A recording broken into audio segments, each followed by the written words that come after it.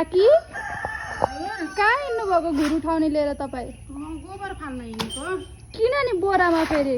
बोरामा यो अलिक पर फाल्नुपर्छ यिनीदेखि। नजिकै फाल्यो भने भुसुनाहरू लागेर यिनीलाई टोक्नु समस्या हुन्छ। अनि गोबर फाल्ने त गाडी थियो होइन र हाम्रोमा? हाम्रोमा गाडी त थियो, बिग्रिएछ। हजुर। अर्को ल्याउने भनेको यत्तिकै छ, ल्याउने हो। काका खै त अनि एक्लै गोबर फाल्दै हुनुहुन्छ त आज? काका चाहिँ दुध पुऱ्याउन जानुभएको छ।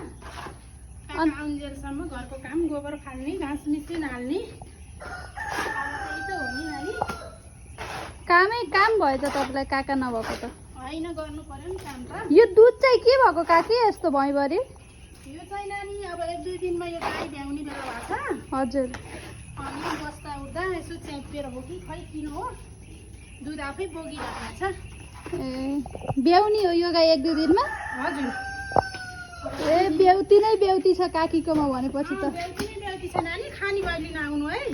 ल काकी ल, सबैलाई दिनुहुन्छ आएभरिकोलाई? सबैलाई पुर्याउँछु नि, थोरै थोरै भए पनि सबैलाई पुर्याउँछु। मन पर्ने जति ब्याउती खान आउनु होला। हुन्छ काकी। ल।